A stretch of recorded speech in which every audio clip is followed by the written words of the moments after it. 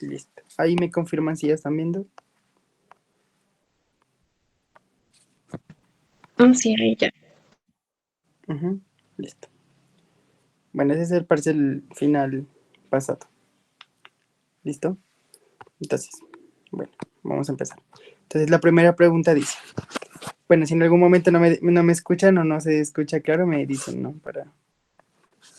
Para no seguir, pues, y volver a conectar. ¿Listo? Entonces, tenemos un paciente joven de 25 años de edad con un cuadro de hipertensión de difícil control a pesar del manejo antihipertensivo. Entonces tiene una sensación de palpitaciones con episodios de taquicardia paroxística y usted considera una hipertensión secundaria a un proceso de carácter neoplásico, o sea, cáncer. Y que cuál marcador tumoral solicitaría en aras de descartar su sospecha diagnóstica. Entonces, lo que nos está preguntando es acerca de un marcador tumoral. Entonces, ¿qué son los marcadores tumorales? Van a ser como sustancias que los tipos de cáncer van a producir, que se meten a la sangre, o sea, se liberan a la sangre, se elevan en concentraciones sanguíneas y nosotros los podemos identificar por laboratorio. Entonces, cada tipo de tumor en específico, ya sea tumores renales, pulmonares, de ovario, de útero, bueno, etcétera, libera una sustancia muy particular y esa sustancia particular puede ser usada para diagnosticar. ¿Listo? Entonces, en este caso nos está hablando de una hipertensión arterial que es de difícil manejo y no controlada, ¿no? Entonces, la hipertensión arterial se divide en causas primarias y causas secundarias. ¿Listo? ¿Qué es una causa primaria? En la cual no se conoce la causa. No se sabe por qué el paciente es hipertenso. Puede ser que tenga un riesgo genético a ser predispuesto a ser hipertenso. Puede ser que tenga malos hábitos alimenticios y nunca se cuidó. Consumía mucha sal, mucha glucosa. Y pues el paciente termina siendo hipertenso. Entonces, en las primarias no se sabe cuál es la causa. Entonces, ¿cuál es el tratamiento de una primaria? Pues darle antihipertensivos, porque no sabemos cuál es la causa. Entonces, lo que nosotros tenemos que tratar es la hipertensión, o sea, la presión alta. Pero en las causas secundarias sí hay una causa como tal. Es decir, los pacientes tienen una causa de ellos mismos, o sea, una patología que me está elevando la presión. Entonces, causas secundarias de hipertensión arterial pues pueden ser renales, los pacientes que tienen insuficiencia renal aguda hacen hipertensión por mal control de la bulimia, pacientes con alteraciones en la tiroides, es decir, los pacientes que tienen hipotiroidismo, los pacientes que tienen hipertiroidismo, y principalmente los pacientes que hacen elevada la presión arterial son los pacientes hipertiroideos, ¿no? Que son los pacientes taquicárdicos. Y otras características es el paciente que está embarazado, también. Paciente embarazada hace hipertensión arterial. Y finalmente, lo que más nos importa a nosotros son los tumores. Entonces, hay ciertos tipos de tumores que me van a aumentar la presión arterial, ¿no? El más importante es el feocromocitoma. Es como decir el más común, el que más se puede dar. Es un tumor, pues, de característica de tipo endocrino. Y el otro, pues, son tumores en la glándula suprarrenal. ¿Listo? Entonces, el paciente, ya vimos que el caso era un paciente con una hipertensión arterial que era de mal control, o sea, a pesar de que le empezaron a dar los antihipertensivos, el paciente no mejoró. Entonces, lo que quiere decir es que ya no tiene una hipertensión primaria porque los antihipertensivos, pues, tratan como tal la causa primaria, o sea, la hipertensión arterial elevada. Pero cuando uno sufre hipertensión arterial por una causa secundaria, entonces uno tiene que, aquí, el tratamiento sería atacar la causa. O sea, si es un tumor, extirparlo. Si es una insuficiencia renal, pues tratar la insuficiencia renal. Si es por un embarazo, pues tratar el embarazo. ¿Listo? Entonces, en este caso, pues, están sospechando una causa secundaria. Y como es tumoral y es neoplásico, pues prácticamente lo que están sospechando es un feocromocitoma, ¿no? Por probabilidad. Entonces, ¿cuál de todos estos me detecta feocromocitoma? Pues vamos a ver para qué sirve cada uno, ¿no? Entonces, el CA199 lo vamos a utilizar para determinar cáncer de origen gastrointestinal. ¿Listo? En especial, por ejemplo, intestino delgado, intestino grueso, y muy en particular páncreas. ¿Listo? El antígeno específico prostático es ese antígeno que nos va a servir para identificar, como su nombre lo indica, cáncer de la próstata. Entonces hay pacientes, bueno, mejor dicho, casi todos los pacientes mayores de 50 años para el tamizaje de cáncer de próstata se les suele mandar o se manda ese antígeno específico de próstata. ¿Listo? No es como muy, digamos, sensible para la enfermedad, pero se puede mandar y puede salir elevado en pacientes con cáncer de próstata. El ácido vanilmandémico es el muy característico que se manda en casos de feocromocitoma. Ese tumor tiene la capacidad de producir esa sustancia y elevarla en la sangre. Y finalmente la tiroglobulina humana va a ser en casos donde hay pacientes que tienen cáncer de tiroides, pero esos pacientes que tienen cáncer de tiroides, entonces cuando uno tiene cáncer de tiroides, entonces la tiroides por lo general se le hace grande. Entonces, al hacerse la tiroides grande, lo que causa es lo que se conoce como bocio, ¿no? Entonces, ¿cuál es el tratamiento del bocio y de la tiroides grande? Pues la extirpación. Entonces, si yo tengo un cáncer de tiroides y me extirpan la tiroides como tal, entonces, eh, pues la función de la tiroides se perdió ahí. Entonces, ustedes recuerden que la tiroides, pues, por el coloide y todo eso, produce lo que se conoce como tiroglobulina, ¿no? Que es la que se encarga para producir la T3 y la T4. Pero pues esa tiroglobulina, cuando ya no tenemos tiroides, pues no debe producirse. Entonces, si a los pacientes que se les hace extracción de la tiroides por tumores, se les hace controles en el tiempo, ¿no? Se les va haciendo controles, controles, controles y se les mide la tiroglobulina. Entonces, si hay pacientes que en el control después de la cirugía se les sale elevada la tiroglobulina, quiere decir que dejamos en la operación alguna célula tumoral y esa célula tumoral se está volviendo a replicar y está volviendo a producir tiroglobulina. Entonces, el cáncer de tiroides se divide en dos. El cáncer de tiroides folicular y el cáncer de tiroides medular. ¿Listo? ¿Para qué nos sirve la tiroglobulina? Para hacer seguimiento en cáncer de tiroides folicular. Aquí es la tiroglobulina. ¿Y cuál nos va a servir para hacer seguimiento de cáncer de tiroides medular? La calcitonina. ¿Listo? Entonces, ¿cuál es la respuesta correcta en este caso? Pues como es una hipertensión arterial secundaria a un tumor, que estamos sospechando un feocromocitoma, pues el ácido vanilmandémico. Listo. La segunda pregunta dice, paciente de sexo masculino de 50 años con un peso de 50 kilos y mide 1,70 con creatinina plasmática de 1,5, con un BUN de 20 miligramos, con un colesterol de 200, LDL de 167. Una de las metas del tratamiento es, entonces, como me está dando valores de creatinina, peso y edad, entonces yo puedo calcular el riesgo cardiovascular teniendo en cuenta la tasa de filtración glomerular, ¿no? Entonces el riesgo cardiovascular se puede calcular por dos formas. La primera con la tasa de filtración glomerular y la segunda con esa tabla de riesgo cardiovascular que les enseñó el profe, ¿no? La que viene si es hombre o mujer, fumador, no fumador, niveles de colesterol y presión arterial. ¿Listo? En este caso, ¿por qué no podemos utilizar la tabla? Porque no nos está diciendo si el paciente es fumador, no nos está diciendo cuál es la presión arterial sistólica. Entonces, la tabla aquí no la podemos usar. Lo que sí podemos usar es la tasa de filtración glomerular, ¿no? Porque nos está dando la creatinina, el peso y la edad. Entonces, recuérdense que la tasa de filtración glomerular... Ay, pecha.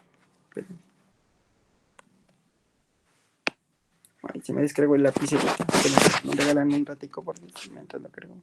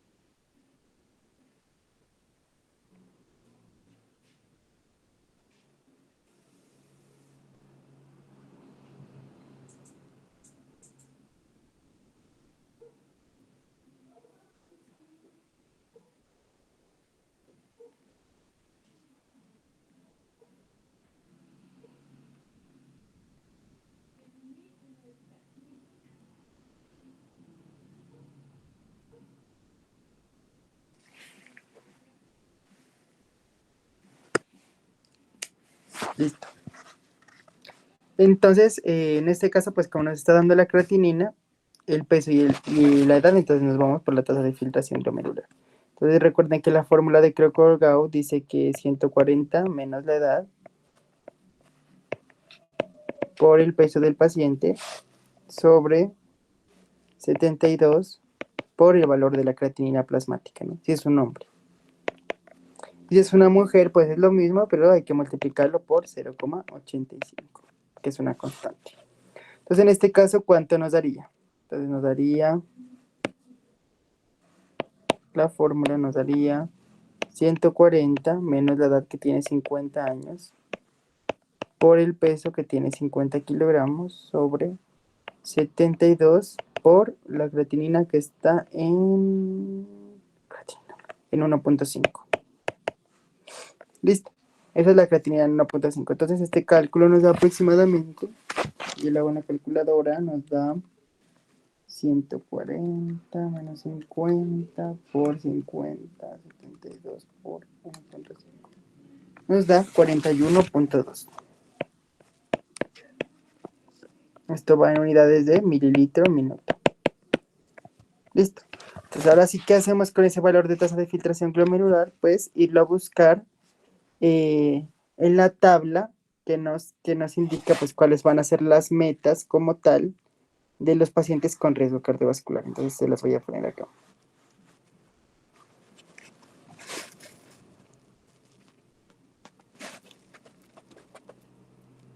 Espérense, la busco.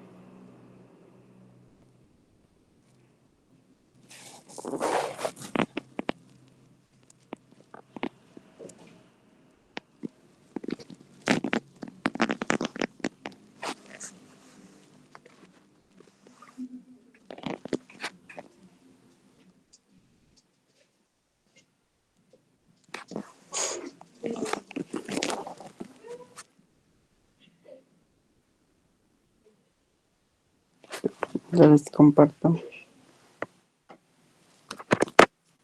Yo no la puedo compartir acá.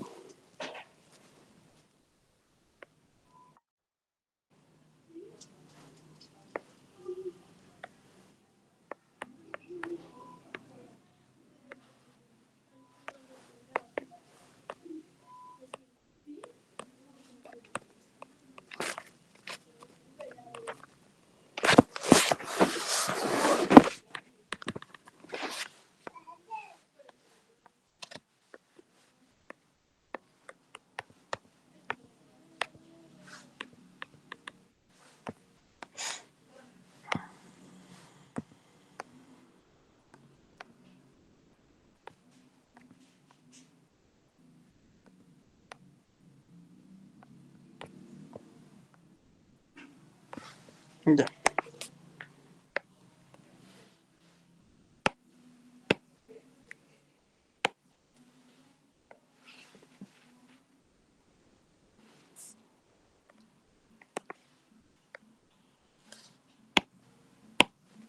Listo. Ya. Entonces miren que el riesgo, pues si es riesgo alto, muy alto, se va a clasificar dependiendo de el nivel de tasa de filtración glomerular. Entonces, ¿qué nos dice la guía? Que para un paciente que tiene una tasa de filtración glomerular que esté menor a 30, el paciente tiene un riesgo muy alto de riesgo cardiovascular. Si el paciente tiene una tasa de filtración glomerular entre 30 y 59, es un riesgo alto. Y para los riesgos moderado y riesgo bajo, pues depende, ¿no? Si el paciente en moderado riesgo, pues si tiene una diabetes mellitus tipo 1 menor a 35 años, o menor a 2 si es tipo 2. ¿Listo? Eso es como tal de las dos características de la tasa de filtración glomerular. Entonces miren que en nuestro caso, pues como nos da 41.2, entonces el paciente estaría en un riesgo alto. ¿Listo? Entonces, ¿cuáles van a ser las metas dependiendo de la tasa del riesgo que nosotros determinemos para los pacientes? Pues van a ser pacientes muy alto riesgo, alto, bajo y riesgo moderado. Entonces, las metas, acá se las voy a colocar. Entonces, ¿cuáles van a ser las metas? Es que cuando tienen un paciente con muy alto riesgo, es que tenga unas metas de LDL menor hacia 55. porque como tiene muy alto riesgo de hacer un evento cardiovascular, pues entonces el colesterol LDL, que es el malo, pues entre comillas, es el que tiene que ser muy bajito. Si tiene alto riesgo, el LDL tiene que ser menos de 70. Y si tiene un riesgo moderado, entonces el LDL tiene que ser menos de 100. Finalmente, pues si tenemos un paciente que tenga bajo riesgo, o sea, una probabilidad de hacer un evento cerebrovascular muy bajita, pues el LDL ya lo podemos tener un poquito más alto, que sería 116. Pero pues en nuestro caso, como nos dio un riesgo alto, entonces la LDL tiene que estar menos de 70, que sería la respuesta correcta, la D. ¿Listo? Entonces miren que uno puede calcular ese riesgo cardiovascular teniendo en cuenta, ya dijimos, la tasa de filtración glomerular o las tablas, ¿no? Pero en este caso, pues como no nos dio datos para utilizar las tablas, sino la tasa de filtración glomerular, entonces yo calculo la meta dependiendo, eh, pues esa tasa de filtración.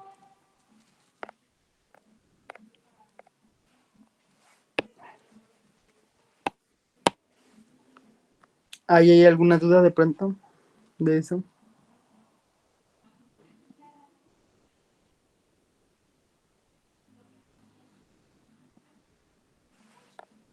No, Cami.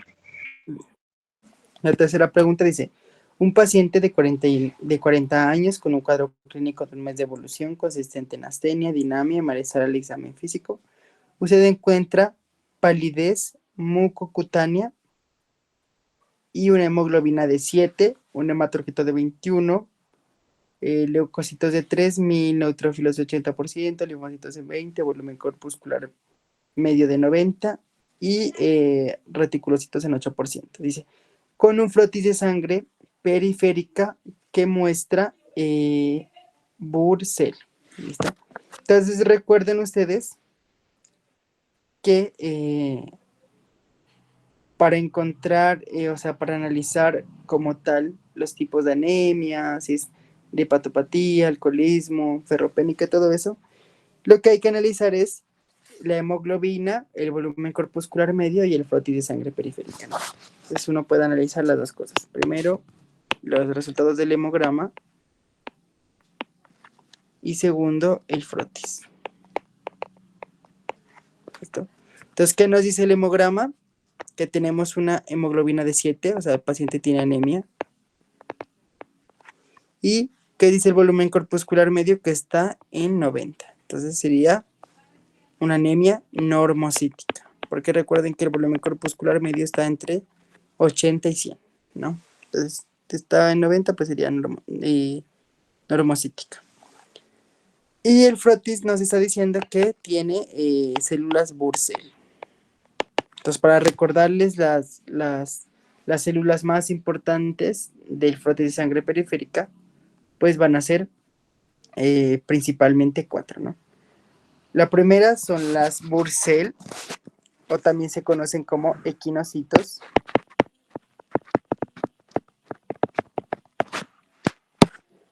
Presentes mucho en lo que se conoce como la insuficiencia renal.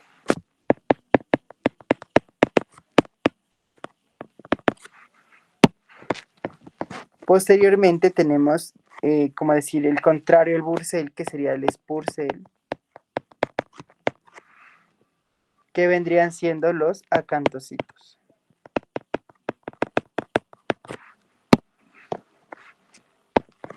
Y estos se van a dar presencia en casos de hepatopatía.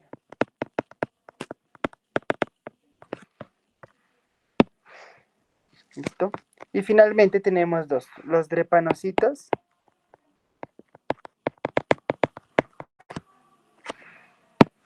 que también se le conocen como en forma de hoz. Entonces ya los conocen, son esos eritrocitos que son en forma como de así, como de boomerang. Y se dan la muy conocida como anemia de células falciformes, ¿no? Esa es como la más conocida. Y finalmente, el último es los que se conocen como los esquistocitos.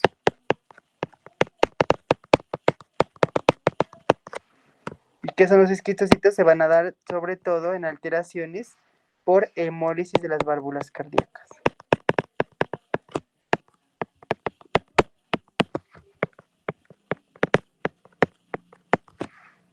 Listo. Entonces esos son los principales alteraciones del eritrocito, de la forma del eritrocito que se dan en enfermedades. Entonces, ustedes tienen que recordar que las anemias normocíticas, la principal causa de una anemia normocítica son las enfermedades crónicas. Entonces, ¿cuál de esas de acá son enfermedades crónicas? Entonces, la anemia ferropénica es una anemia microcítica. Entonces, descarto esa primera opción. Las hepatopatías, el alcoholismo y la falla renal crónica, pues sí son enfermedades crónicas, ¿no?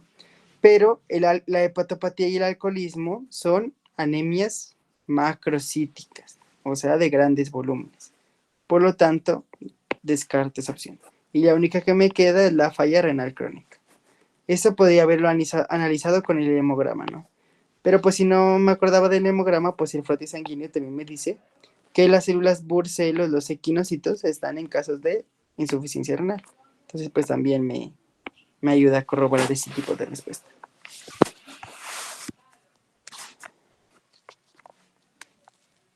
Bueno, voy a borrar aquí.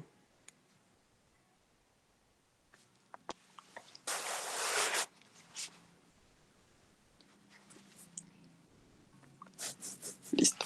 Ahora sí, la cuarta pregunta dice: el patrón característico de un hipotiroidismo central o hipotiroidismo de tipo hipotálamo hipoficiario. Listo.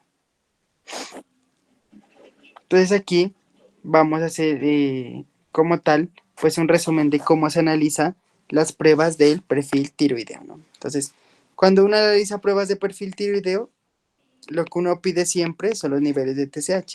O sea, esa hormona que me va a ir a actuar estimulando a la tiroides para que produzca la T3 y la T4. ¿Listo? Entonces, cuando uno pide un nivel de TSH, pues puede darme dos cosas, ¿no? Que la TSH esté alta o que la TSH esté baja. No puede haber otro resultado porque si está normal, pues no habría ninguna alteración. Y esa TSH pues me va a indicar si el paciente es hipotiroidista o tiene hipotiroidismo, perdón, o si tiene hipertiroidismo, por el lado, pues el lado contrario. Entonces, ¿cómo se analiza esto? Pues cuando la TSH, vamos a ver el primer caso cuando la TSH está baja. ¿Listo?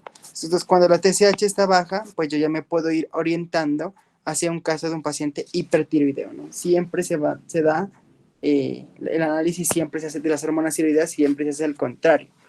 ¿Por qué? Porque si la TSH está muy bajita, no hay nadie que regule la producción de la T3 y la T4. Entonces la T3 y la T4 van a empezarse a aumentar porque piensan que como la TSH está baja, entonces tiene que haber una producción excesiva para contrarregular eso. Y si la TSH por el contrario está alta, que sería el segundo caso, la T3 y la T4 baja, porque también tienen que hacer la retroalimentación negativa. Entonces dicen, no, ahí la TSH está muy elevada, entonces la T3 y la T4 vaya a disminuir para hacer la regulación, como decir, contraria y que se mantenga el equilibrio. Entonces, cuando la TSH está baja, como tal, se pueden dar tres casos, ¿no? Que la TSH esté baja, pero tengamos una T4 libre que esté baja. Es decir, hay un daño con lo que se conoce pues como el hipotiroidismo central, ¿no? Listo. Entonces, hay un daño como tal en la hipófisis, como un tumor hipofisiario, un trauma hipofisiario, que lo que me está haciendo es que no me está produciendo ni TSH, y al no producirme TSH tampoco me produce la T4 libre, porque eso es como una cascada. ¿Listo? Ese es el primer caso. El segundo caso, pues es que la TSH esté baja, pero la T4 esté normal. Y eso es lo que se va a conocer como un hipertiroidismo, pero subclínico. ¿Por qué se conoce como subclínico? Porque a los pacientes se les mide la TSH en un laboratorio. Está bajita, pero la T4 está normal. Entonces los pacientes no tienen ningún síntoma clínico. Es como decir que se lo encontró por casualidad, que estaba baja la TSH. Pero recuerden que los síntomas clínicos que un paciente experimente depende de la T4. O sea, si la T4 está aumentada, hay síntomas. Y si la T4 está baja, hay síntomas. Si no, no. Y finalmente, pues el último caso, que es el caso ya el que concuerda con todo, pues es que la T4 esté alta. Entonces, cuando la T4 está alta, ya es lo que conocemos como un hipertiroidismo clínico. Es el caso, pues, de los hipertiroidistas como tal puros, por así decirlo, donde la TSH es baja y la T4 es alta. Entonces, ¿cuál es la principal causa de hipertiroidismo en los pacientes? La enfermedad de Graves, ¿no? Entonces, ¿qué es la enfermedad de Graves? Pues aquí tenemos el tirocito. Y él, para que pueda producir la T3 y la T4, tiene que tener un receptor. Ese receptor se llama receptor de TSH. Entonces, ¿qué llega normalmente? ¿Qué es lo que pasa normalmente? Que la TSH se pega aquí, estimula a este receptor y se empieza a producir la T3 y la T4. Eso es lo que normalmente pasa. Pero ¿qué pasa en la enfermedad de Graves? Es que hay unos anticuerpos que se pegan aquí y que estimulan constantemente el tirocito. Entonces el tirocito, ¿qué va a hacer? Que va a aumentar la T3 y la T4. Es como decir una producción anormal por una estimulación excesiva. Esto es lo que se conoce como la enfermedad de Graves. La primera causa de los pacientes con hipertiroidismo. Listo. Ahora sí, por el lado contrario, vamos a tener las patologías que me aumentan la TSH. Entonces, ¿qué me va a aumentar la TSH? Entonces, el primer caso sería cuando el paciente tenga la TSH aumentada y la T4 baja. Es lo que se conoce como el hipotiroidismo, como tal, el primario, o sea, el que debería ser, el que es muy característico. Es decir, la TSH está elevada, pero la T4 está baja, y como la T4 está baja, pues es hipotiroidismo. Después tenemos el siguiente caso, en la que la TSH está elevada, pero la T4 también está elevada. Entonces, como la TSH está elevada y la T4 está elevada, pues hay algo que me está haciendo una producción excesiva de esa TSH y por lo tanto una producción excesiva de la T4. Y se puede dar en dos casos, ¿no? Principalmente. Primero, que tenga el paciente un adenoma. En ese tipo de adenomas, pues hay una producción excesiva de TSH, entonces es un tumor productor de TSH. Y la segunda, pues es que el paciente tenga una resistencia a la T4. Entonces, se está produciendo la T4 como tal, pero los receptores que tienen que acoplar esa señal de la T4 no están reaccionando. Entonces, es como decir, como lo que pasa con la diabetes, ¿no? Y la resistencia a la insulina. Los pacientes producen insulina, pero los receptores ya no responden a esa insulina, se desensibilizan. Y finalmente está el caso cuando la TSH está elevada, pero la T4 está normal. Entonces, ¿qué se va a dar en estos pacientes? Pues el lado contrario sería un hipotiroidismo, pero subclínico. O sea, los pacientes no tienen ninguna sintomatología. Entonces, miren que dependiendo pues de las elevaciones o las disminuciones de la TSH, pues así mismo son los niveles de las hormonas, ¿no? Entonces, la pregunta nos está diciendo que cuál era el patrón característico de un hipotiroidismo central o hipotálamo hipoficiario. Pues sería que la TSH esté baja y la T4 libre esté baja, ¿no? Porque como el daño está desde arriba, entonces la cascada para abajo se está dañando. En este caso, pues la respuesta correcta sería la TSH normal o baja, pues baja cumple y T4 y T3 y T4 baja. La segunda, ¿por qué no puede ser? Porque dice TSH baja y T4 normal. Ya vimos que cuando la TSH está baja y la T4 está normal, es lo que se conoce como el hipertiroidismo subclínico, ¿no? Pacientes sin sintomatología. La tercera dice TSH baja y T4 altas, ¿no? Porque ahí sería un caso de hipertiroidismo clínico como tal. Y la última dice que tenga la TSH alta o normal, pero la T3 y la T4 altas. Tampoco nos daría el caso porque ahí también sería un caso, ni siquiera ya sería un caso de hipotiroidismo, sino que sería un caso de hipertiroidismo, ¿no? Por un adenoma o una resistencia a los receptores. Listo.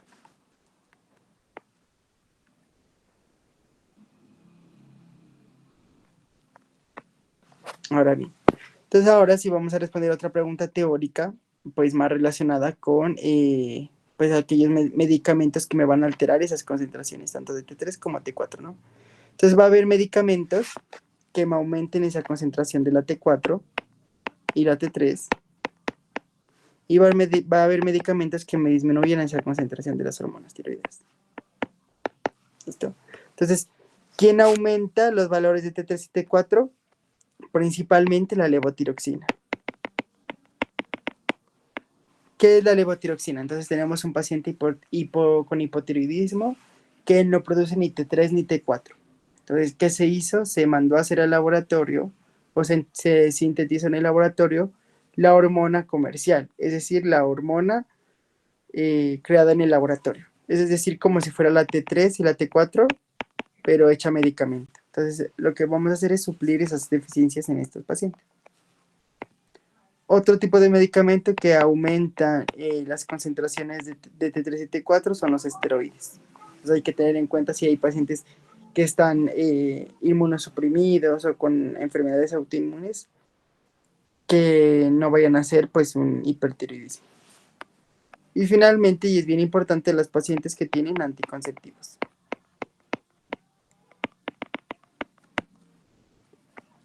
¿Listo? Que sería como tal. ¿Y quién disminuye la T3 y la T4? Pues los antitiroideos, ¿no? Pues ¿cuál es el antitiroideo por excelencia? El metimazol.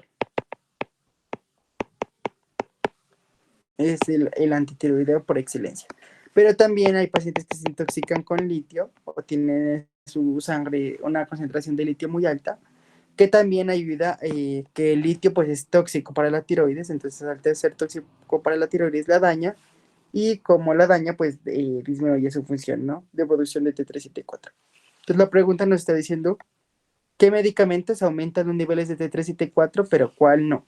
Entonces los anticonceptivos se aumentan, los estrógenos también aumentan, porque los estrógenos son anticonceptivos, ¿no? Entonces pues prácticamente sería los dos aumentarían. La levotiroxina pues es el que más aumenta en este caso, porque pues es la hormona comercial. ¿Y cuál es el que no aumenta los niveles? Pues el metemizol, que es el principal antitiroideo.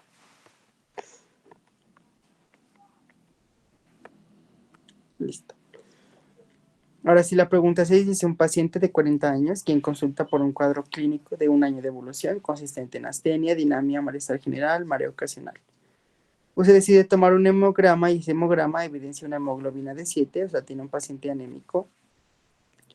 Y el volumen corpuscular es de 120. Eso es una anemia macrocítica. ¿Listo? Entonces, cuando tenemos una anemia macrocítica,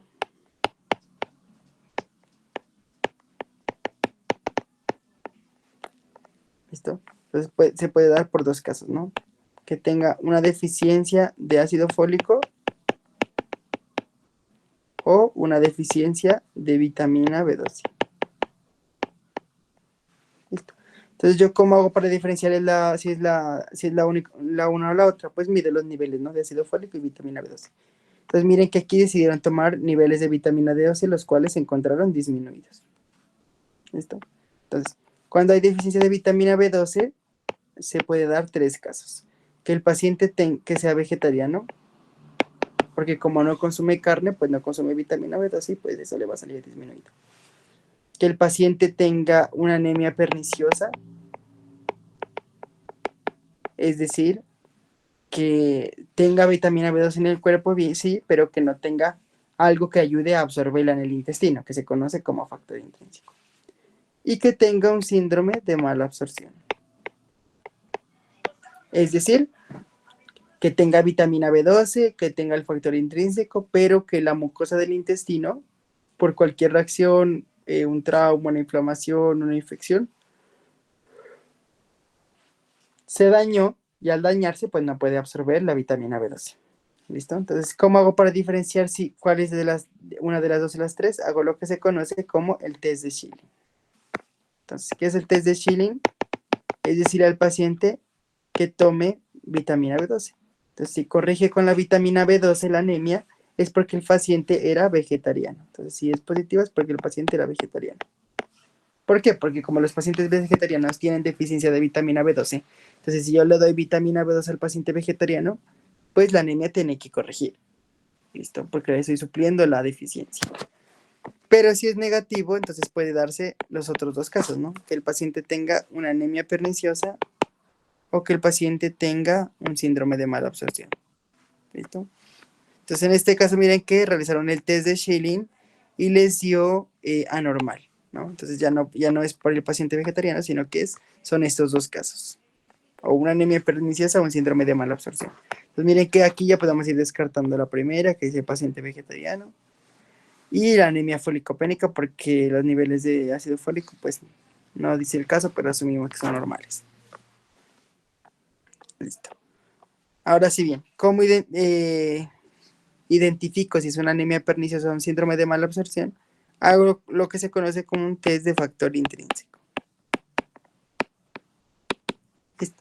Entonces yo ya les dije que la anemia perniciosa era por falta de un factor intrínseco que me ayudara a absorber la vitamina B2 en el intestino como tal. Y el síndrome de mala absorción, pues es el que es alterada, pues la mucosa intestinal, ¿no? Entonces, ¿qué es el test de factor intrínseco? Pues sale factor intrínseco y si pues corrige, o sea, si es positivo el test, es una anemia perniciosa, porque es lo que le hace falta a la anemia perniciosa. Pero si es negativo, o sea, si a pesar de que le doy factor intrínseco no corrige la anemia, es porque hay alteración en el tracto gastrointestinal, entonces sería un síndrome de mala absorción. Entonces, miren que el caso clínico nos dice que cuando se hizo la prueba con factor intrínseco, corrigió la anemia. Entonces, la principal causa sería una anemia perniciosa.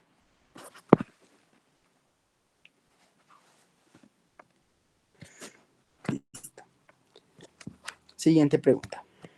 Si tienen alguna duda, pues me interrumpen. Siguiente pregunta dice que tenemos un paciente de 59 años quien consulta por un sangrado vaginal en abundante cantidad, en la cual se sospecha un posible coriocarcinoma. Entonces, coriocarcinoma es otro tumor más relacionado pues al tipo del tracto genital femenino, ¿no? Entonces, ¿cuál solicitaría para corroborar su diagnóstico? Entonces, miren que aquí no se alcanza a ver muy bien, pero se los voy a escribir aquí encima.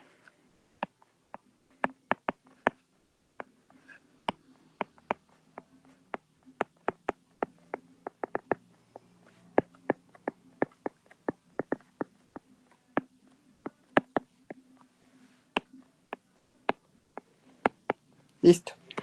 Entonces, ya nos están presentando otros marcadores tumorales, pues de otro tipo, ¿no? Entonces, en este caso, miren que nos está diciendo que cuál utilizaríamos para detectar un coriocarcinoma. Entonces, cuando uno mide los niveles de marcadores tumorales, pues para cánceres de tipo femenino, digamos que hay varios marcadores, ¿no? Entonces, el CA125 es un marcador tumoral que uno lo utiliza para detectar el cáncer, pero de tipo ovárico.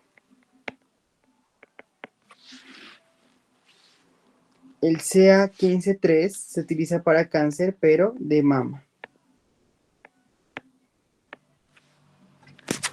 Y finalmente, la gonadotrofina coriónica humana es el que se utiliza para detectar coriocarcinoma. Esta es una pregunta pues netamente teórica. ¿Listo? Y el K199 ya lo vimos, era para patología gastrointestinal, ¿no? En especial pues lo que tiene que ver con el páncreas, ¿no? Pero también sirve pues para colon, intestino delgado, etc. ¿Listo? Entonces, ¿cuál sería la respuesta correcta aquí? Pues la gonadotrofina coriónica humana. Digamos que cuando uno tiene un paciente que uno, o sea, tiene una mujer que una prueba de embarazo le salió positiva y no está embarazada, es porque hay algún tumor por ahí que me está reemplazando esa gonadotropina coriónica beta. Es lo que ocurre, por ejemplo, cuando un hombre se hace una prueba de embarazo y le sale positiva. Entonces dirán, no, ¿está embarazado? No. Sino que esa gonadotropina crónica humana se está produciendo por algún tumor. Y en los hombres es muy probable que tengamos cáncer de mama. Cuando tenemos la gonadotropina crónica beta positiva, podemos tener un cáncer de mama. por ejemplo. Entonces, esa gonadotropina coriónica humana, por lo general, cuando las pacientes están en embarazo, pues la sintetiza el sincitiotropoblasto, que es una estructura pues de la formación del feto, pero pues cuando no hay embarazo, entonces es un tumor el que lo está produciendo. ¿Listo? ¿Hasta ahí hay alguna duda?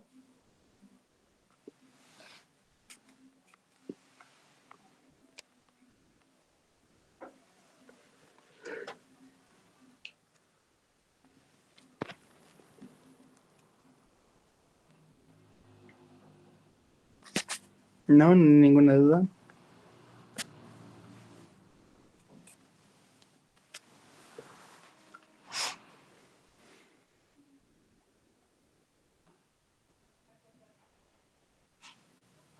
¿Sí me están escuchando? Desde que se me trabó. Listo. Bueno, sigamos.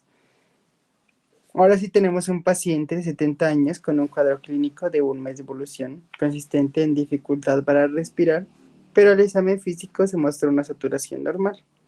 ¿Listo? Por lo cual pues se midió un hemograma teniendo en cuenta pues una hemoglobina de 20, ¿verdad? Entonces una hemoglobina de 20 ya me hace el diagnóstico de una policitemia, ¿no? Sin embargo, pues se encontró una leucocitosis muy extensa. Recuerden que los leucocitos, pues de valor normal va de 4.000 a 11.000 aproximadamente. Pero miren que el paciente tiene unos leucocitos de 26.000. Y los leucocitos se elevan cuando hay infecciones o cuando hay inflamación. Y recuerden que la inflamación pues puede ser por trauma, por un tumor, por un tóxico, etcétera, ¿no? Y ya. Entonces, y también se tomó unos niveles de eritroproyetina, los cuales pues resultaron en niveles normales, ¿no? Listo. Entonces, las opciones, pues en este caso de las policitemias, pues la causa más común de policitemia, pues, se tienen que saber que es la deshidratación. Pero ¿por qué en este caso no es la deshidratación? Porque no me está diciendo que el paciente tuvo vómito, que tuvo diarrea, que tuvo un trauma y está perdiendo volumen por una hemorragia.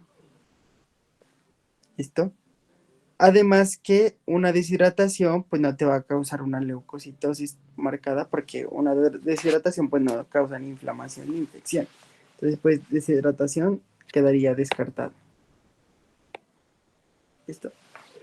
La neumonía pues es una infección del sistema respiratorio, pero pues se la puede descartar porque miren que la saturación de oxígeno del paciente está normal.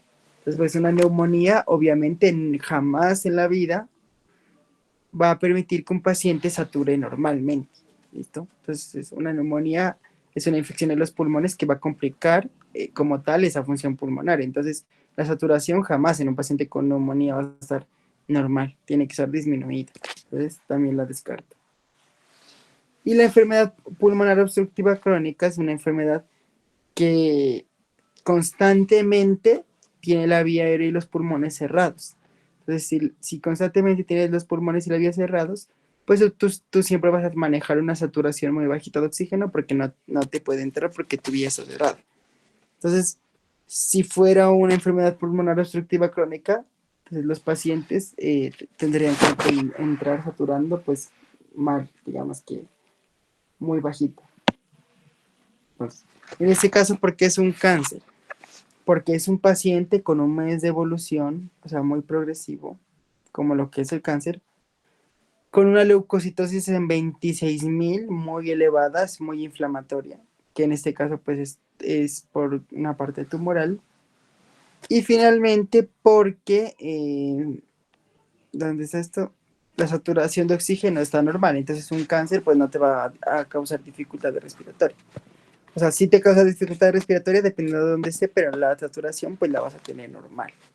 O sea, por ejemplo, si es un cáncer, por ejemplo, que te está obstruyendo las vías respiratorias, pues ahí te va a dar dificultades respiratorias. Pero en este caso, pues nos vamos por un cáncer tipo nefrómana, por la leucocitosis tan marcada, la progresión y porque la saturación de oxígeno está normal.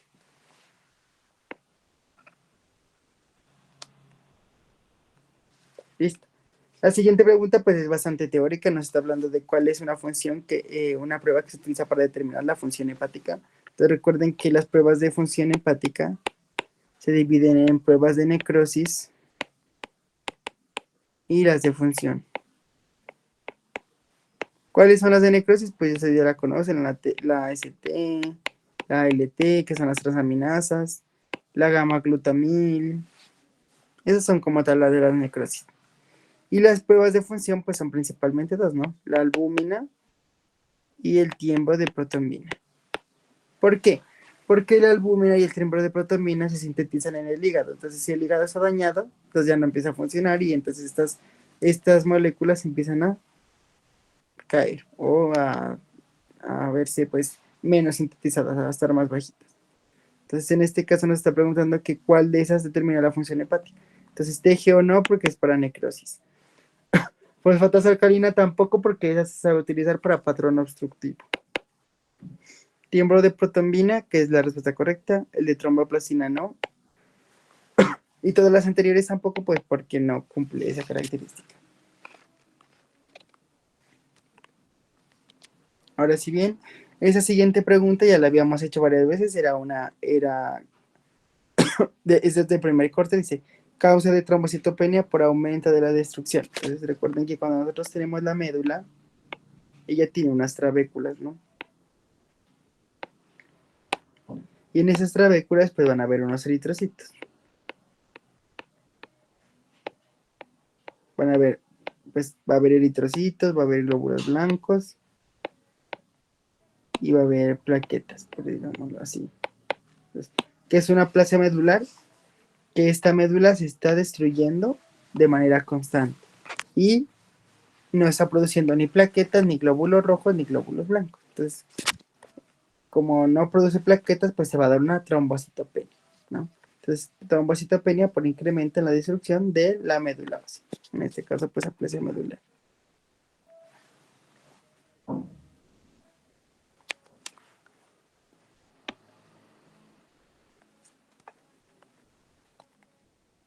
Listo. Ahora sí tenemos un caso de un paciente de 40 años con un peso de 80 kilos, talla 1,82, quien sufre un accidente de tránsito al ir conduciendo su vehículo en movimiento. Entonces se sube trauma por aplastamiento de miembros inferiores con fractura de fémur derecho, trauma abdominal cerrado, traumatismo intracraneal, y al llegar al servicio de urgencias usted toma paraclínicos que muestran hemograma con una hemoglobina de 8. Pues obviamente va a estar anémico por la pérdida sanguínea, ¿no? Plaquetas y leucocitos en 25.000. ¿Por qué están elevados los leucocitos? Pues porque ya dijimos que se elevaban en inflamación y sobre todo pues en trauma también pueden elevarse, ¿no? Parcial de orina que muestra orina de color rojo, pues evidentemente sufrió un trauma de las vías urinarias, por así decirlo. Entonces pues este paciente pues como tal está colorando la orina, pero con una característica hematúrica, ¿no? Lo demás está normal, bacterias positivas, leucocitos, pruebas de función renal muestran creatinina en 6 y buna en 14. Entonces dice, la posible causa de la falla renal en el paciente politraumatizado es. ¿Listo? Entonces, para identificar cuándo la causa de una lesión renal, esto ya lo habíamos visto, se hace una relación o una división entre el BUN sobre la creatinina, ¿no? Entonces, cuando esa división da 10:1, es por una insuficiencia renal aguda. Cuando da 20:1, es por deshidratación. Y cuando da 5:1, es por rhabdomiólisis. Listo. Entonces, vamos a hacer algunos ejemplos. Entonces, Supongamos que yo tengo un paciente que tiene un BUN de 32 y tiene una creatinina de 3,2. ¿Listo? Entonces yo divido el BUN sobre la creatinina y esto me da 10:1. ¿Listo? Entonces me voy por el lado de que tiene una insuficiencia renal aguda. Sin embargo, pues hagamos otro caso, ¿no? Supongamos que tiene 40 de BUN y tiene 2 de creatinina. Entonces esto nos daría una relación buena creatinina de 20:1. O sea, me iría por el lado de un paciente deshidratado.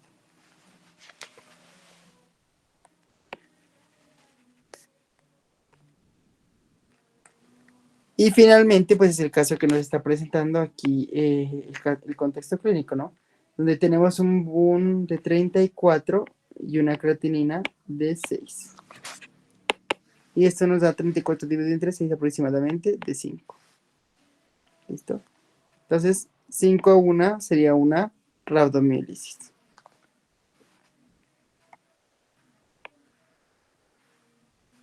Las demás pues no cumplen porque no cumplen la relación, que sería 5:1.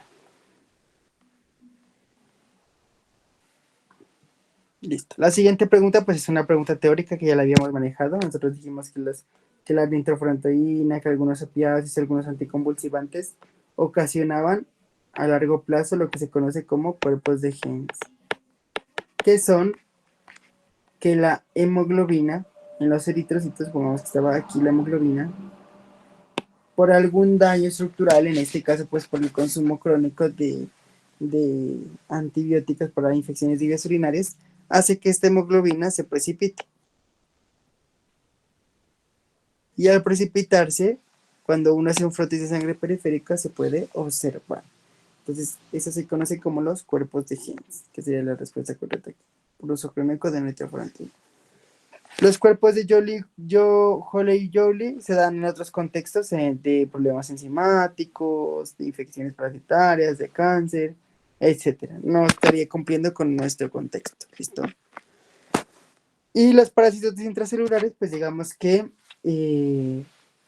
las infecciones urinarias no están relacionadas con parásitos, ¿listo? Aún le dan una infección urinaria por la bacteria más conocida como E. coli, ¿no? Que está en el tracto gastrointestinal. Sobre todo, pues, personas que tienen mala higiene o que también se puede dar posterior a una relación sexual, ¿no? Entonces, más propensas, ustedes saben que siempre van a estar dispuestas las mujeres por el diámetro de o la longitud de su uretra como tal, que es menor. Y los cuerpos de los eritrocitos en forma de hoz, que se van a dar, ya dijimos, que son los en forma de boomerang, en la anemia de células falciformes, ¿no? Que ocasiona esa, ¿cómo decir? Esa predisposición a formar, a tapar vasos sanguíneos chiquitos y a causar esas crisis dolorosas, ¿no? Que sería como tal. Ya. Cami, ¿me puedes repetir, porfa, en qué se dan más los cuerpos de Howell? Eso se dan más que todos en problemas como enzimáticos. Ah, vale, Cami, gracias. Listo. Ya. Ahora sí tenemos un paciente con un cuadro clínico de un mes de evolución consistente en dolor abdominal tipo cólico. El tipo cólico es ese dolor abdominal pues que aumenta, hace como decir una montaña rusa, no aumenta, es muy doloroso y después disminuye y se alivia. ¿Listo? Entonces se encuentra un paciente que tiene ese dolor con una onda cítica positiva. Onda cítica es que el estómago está como inflado, lleno de líquido, y tú le golpeas de un lado y la onda vas y viajas del otro lado. Esa es onda cítica positiva. Y pues para determinar la causa de esa citis, uno lo que hace es, entonces aquí tenemos el paciente, supongamos que tiene el abdomen inflado, lleno de líquido. Lo que uno hace es tomar 2 muestras, ¿no? Entonces coge con una jeringa, inyecta aquí y saca, ¿no? Una prueba de ese líquido acítico. Y le mide la albúmina. Y lo que hace otro es sacar una muestra de sangre en otro tubo en el plasma y le mide como tal la albúmina también. Entonces uno para eso lo que hace es hacer un gradiente que se conoce como el gradiente gasa, que es la relación entre ese líquido acético de la albúmina y la albúmina del plasma. Espérense, busco la imagen.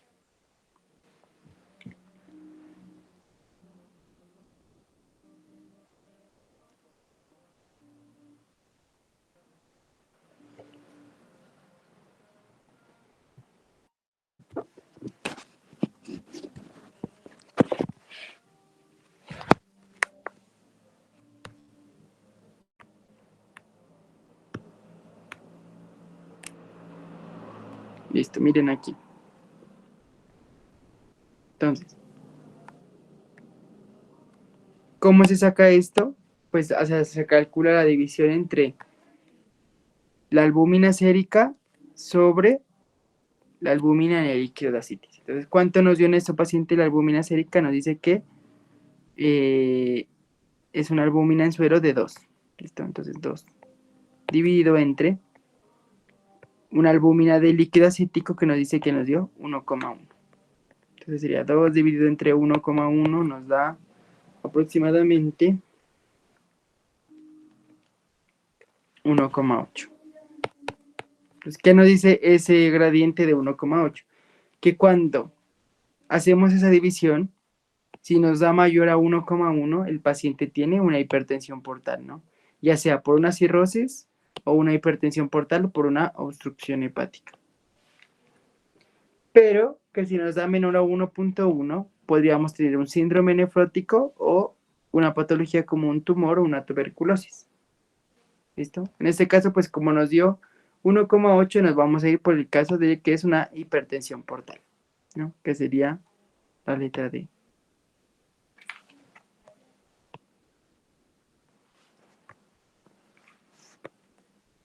Y para eso pues sirve el índice, el gradiente gasa. Listo, esa será meramente teórica. Listo.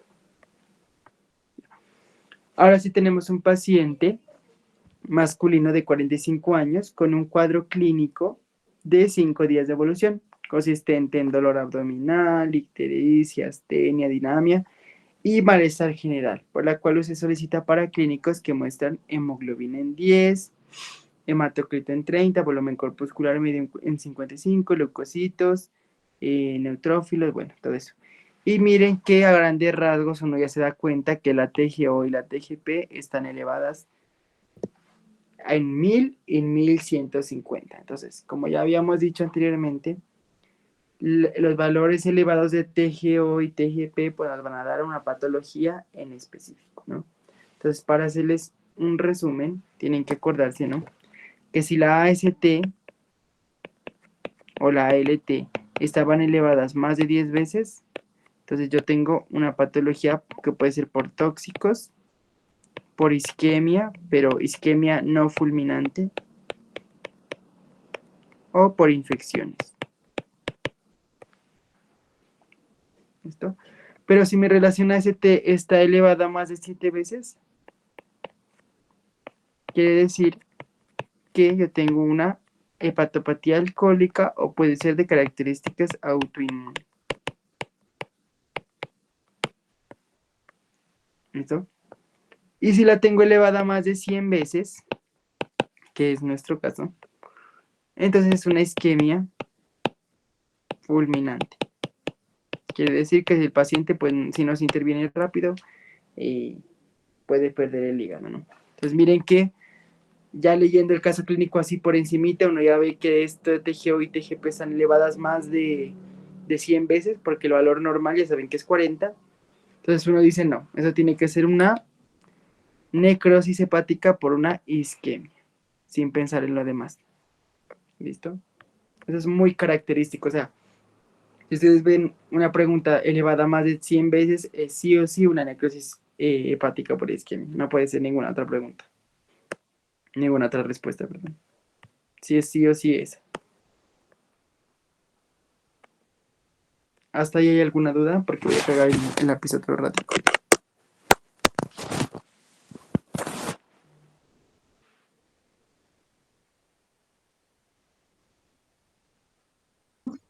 Pues ahí no necesitamos dividirnos, simplemente pues multiplicamos, ¿no? Que No, claro, ahí sería multiplicar, ajá, sería 40%, les da más o menos 4.000 y como está elevado en 1.000 y el otro en 1.150, pues más o menos 100 veces.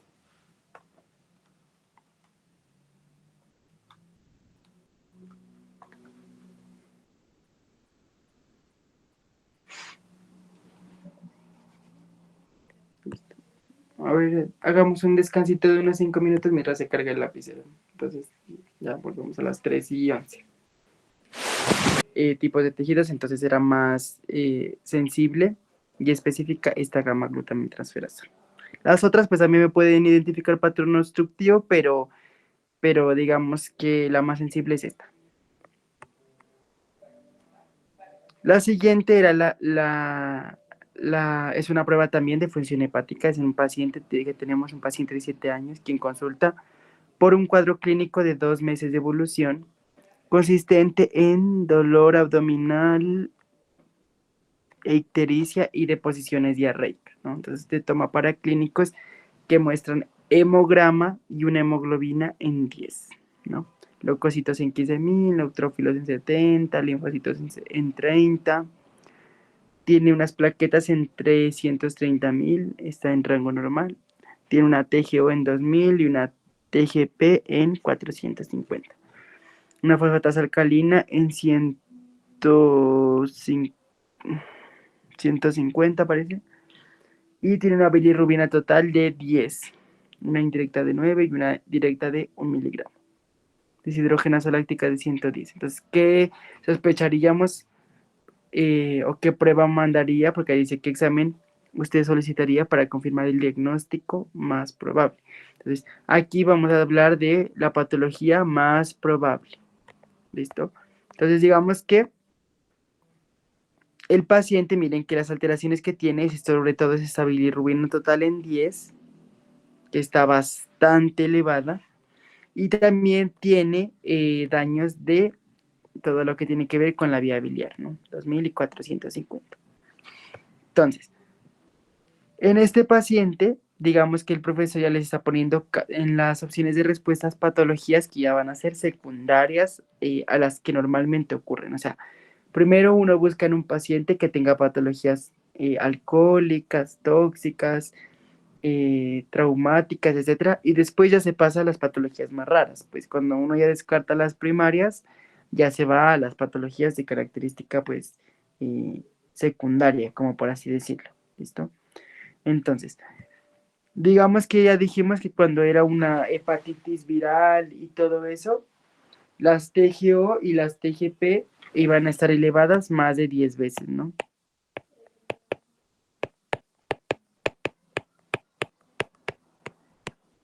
¿Listo? Pero miren aquí que aquí está elevada prácticamente más de 100 veces, pero aquí la TGO sí está elevada más de 10 veces. Entonces, no me cuadra porque el criterio es que ambas estén elevadas más de 10 veces. No que la una 1.000, digo, la una 100 y la otra 10, no. Ambas tienen que estar elevadas más de 10 veces. Entonces, patología viral por hepatitis A o hepatitis B no puede ser. Ahora sí bien, ¿cómo descarto que sea una patología por anticuerpos mitocondriales o anti-SM? Entonces, los anti-SM los pedimos cuando el paciente tiene una patología que es de tipo esclerosante.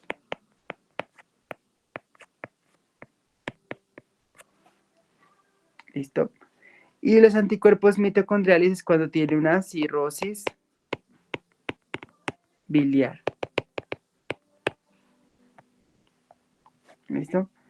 Digamos que en este caso, pues en el caso del paciente, ambas podrían ser las patologías que me estén explicando por qué está ocurriendo este tipo de patologías y la ictericia y la hiperbilirrubinemia, ¿no? Pero, pues en este caso del paciente, tenemos que ver el diagnóstico más probable. Y en orden de probabilidad, siempre la cirrosis biliar primaria está antes de la colangitis esclerosante. ¿Listo? Entonces, ambas sí podrían ser, pero primero se manda los paraclínicos de la patología más probable y después los paraclínicos de la patología menos probable. Entonces, en este caso, ¿cuál es la más probable? La cirrosis biliar primaria. Por lo tanto, pues uno tiene que mandar primero anticuerpos antimitocondriales. Si eso ya resultara negativos, pues uno ya puede mandar los anti-SM. Pero en este caso, pues como pregunta el diagnóstico más probable, entonces pues primero yo mando los anticuerpos antimitocondriales para cirrosis biliar. Ya. La pregunta 17 dice, paciente masculino de 60 años con un cuadro clínico de 2 meses de evolución consistente en debilidad muscular. Al examen físico se encuentra palidez mucocutánea, o sea, está anémico, con lo cual se necesita una hemoglobina 9, pues se confirma la anemia, y un volumen corpuscular medio de 50.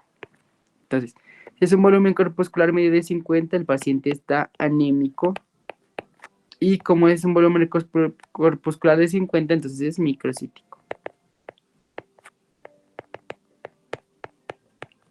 ¿Listo? Entonces, ¿cuáles son las causas de anemia microcítica? Pues principalmente 3, ¿no? La ferropénica, que es la más común, la sideroblástica y la talasémica.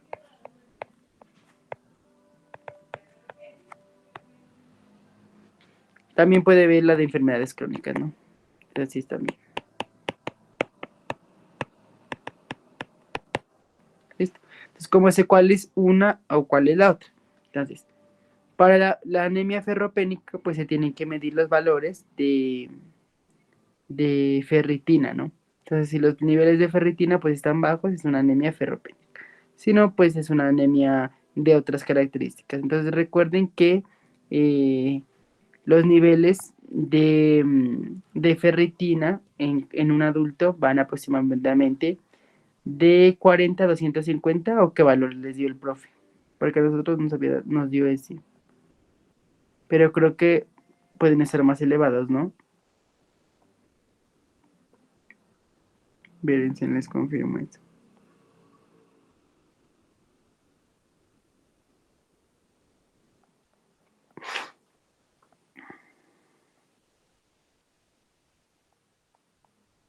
Ujú. De 20 a 400. Entonces es un hombre.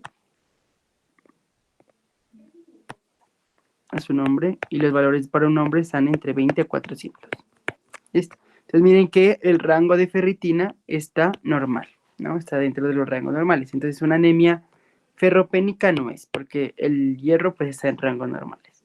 Ahora sí, pues tenemos que identificar si es una anemia pues sideroblástica, talasémica o por enfermedades crónicas. Entonces, cuando uno sospecha que es por enfermedades crónicas, cuando la ferritina está a menos de 60 nanogramos por decilitro. Entonces, en este caso, miren que la ferritina está en 200. Entonces, esa tampoco podría ser la respuesta. ¿Listo? Entonces, ¿cómo uno diferencia si es una sideroblástica de una talasémica? Pues por el recuento de reticulocitos, ¿no? En las talasémicas, el recuento de reticulocitos está elevado, y en las sideroblásticas puede estar o normal o disminuido. Entonces, el valor de reticulocitos en este paciente es de 0,8. ¿Listo? Entonces el valor de reticulocitos es de 0,8. ¿Listo? Entonces, como es de 0,8 y pues el valor normal de reticulocitos, a nosotros nos enseñó el profe que va de 0,6 a 2,7, ¿no? Pero ustedes les había enseñado, a mí me dijeron que les había enseñado que 4 era el valor normal, ¿no? Y que si estaba por debajo, pues era bajo, y si estaba por arriba, pues era alto.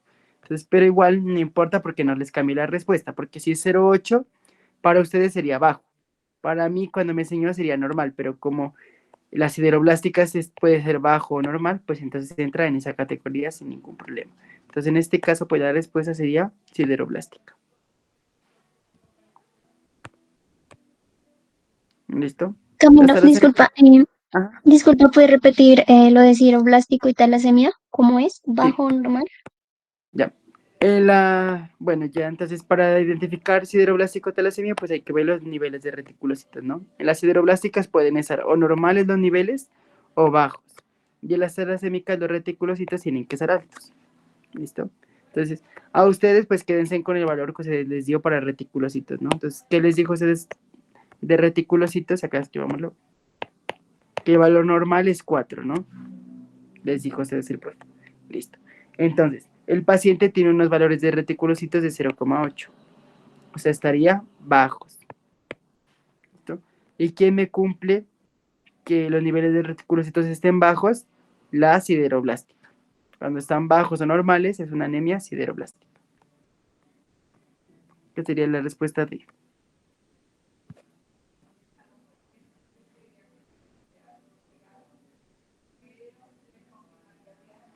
¿Listo?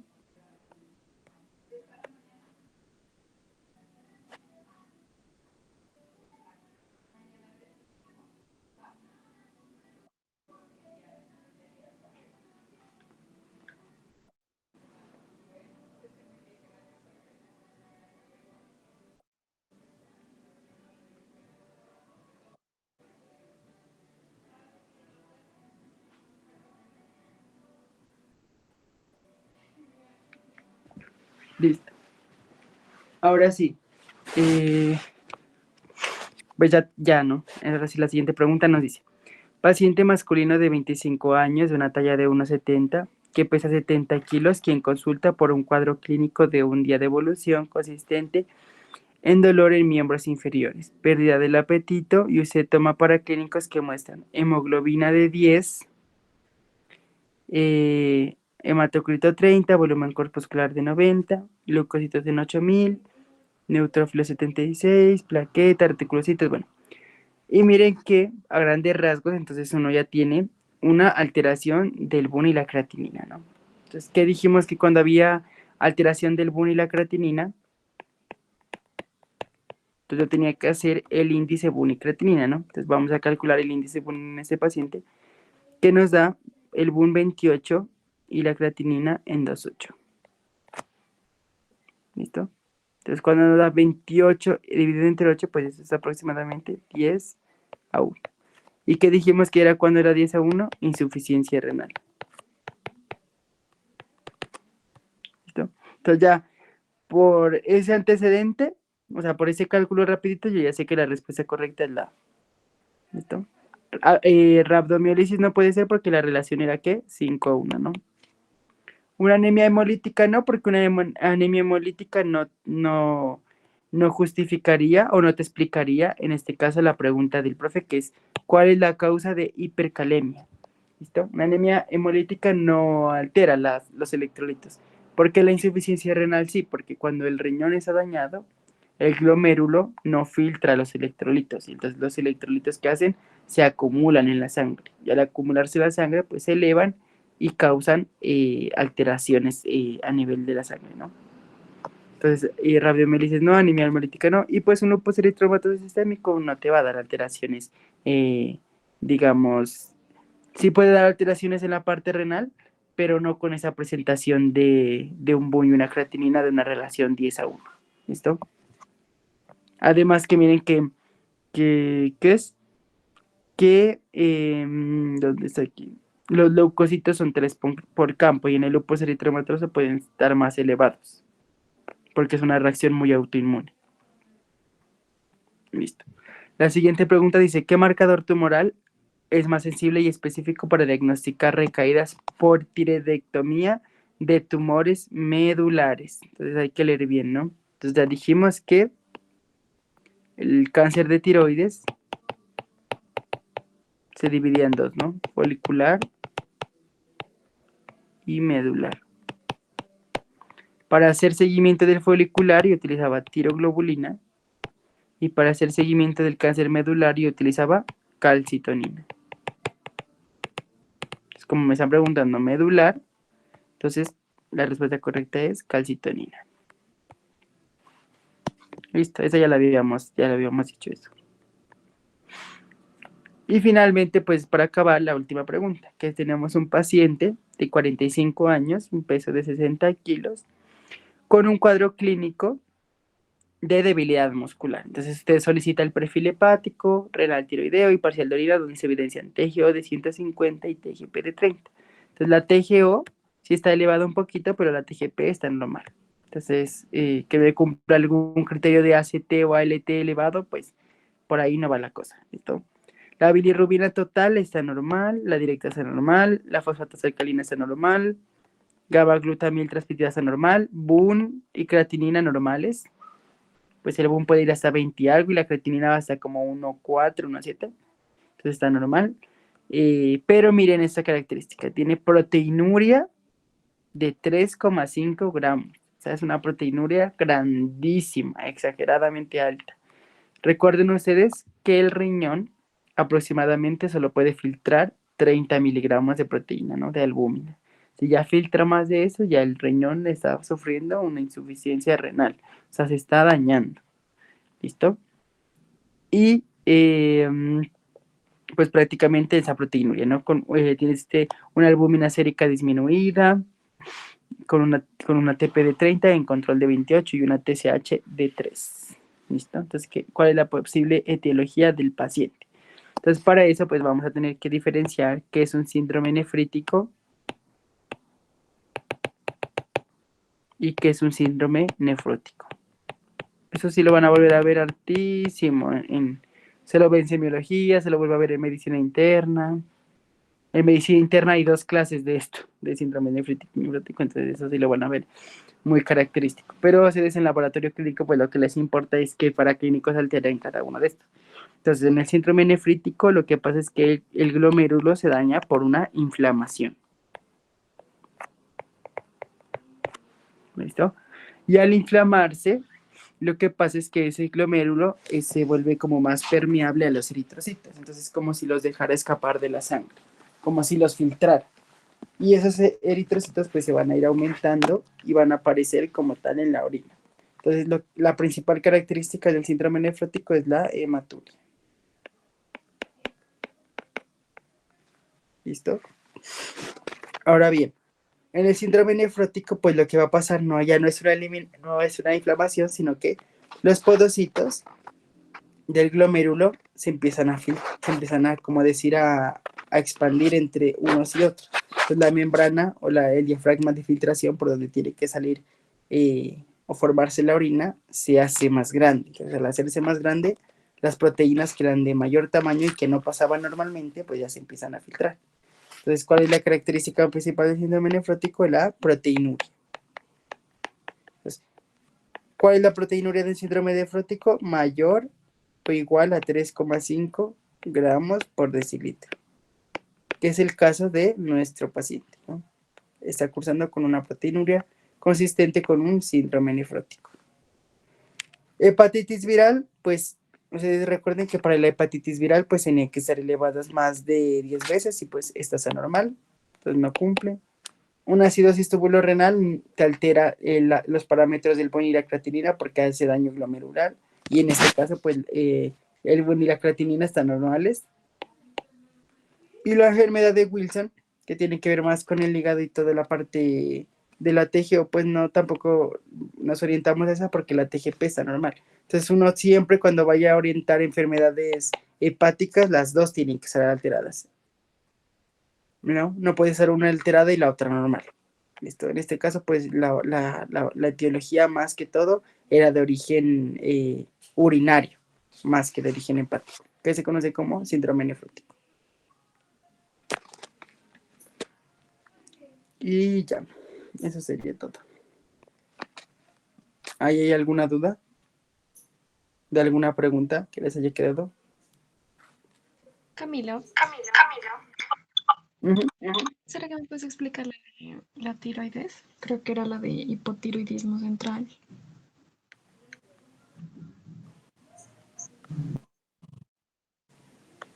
Aquí, ¿no? Allá.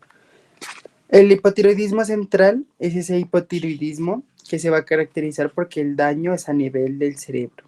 O sea, los pacientes sufrieron un trauma o hay un tumor en la hipófisis que te está, como decir, afectando desde la parte central, por eso se llama central, o sea, desde la parte del sistema nervioso central, por así decirlo. Y como hay un daño en el hipotálamo y la hipófisis, pues no se produce la TSH. Y la TSH, pues al estar bajita, tampoco va a ir a producir la T4 libre. Entonces, por lo tanto, el laboratorio nos informaría pues una TSH baja Y una T4 libre también baja, que se llama hipotiroidismo central.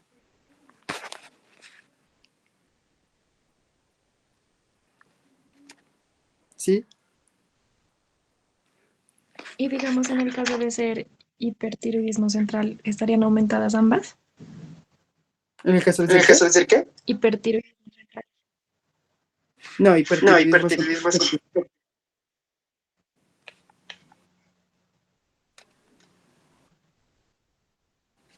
cuando las hacen elevadas en hipertiroidismo es porque hay otro tumor, pero que digamos que ya no es a sistema nervioso central, sino de la glándula como tal, por eso se llama adenoma, adenoma tiroideo, en este caso, ¿no?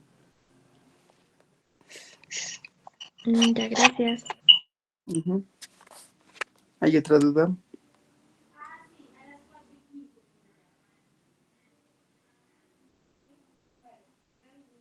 Las preguntas que haga el profe pueden ser similares o puede cambiar como diferente a esto. El profe le gusta cambiar, por ejemplo, espérense, a ver, un ejemplo para darles. Por ejemplo, les pone así. No sé, por ejemplo, si le hace el test de Schilling, es anormal, por lo cual la prueba con factor intrínseco, entonces aquí, por ejemplo, corrige la anemia. Entonces puede colocar con la cual no corrige la anemia, así.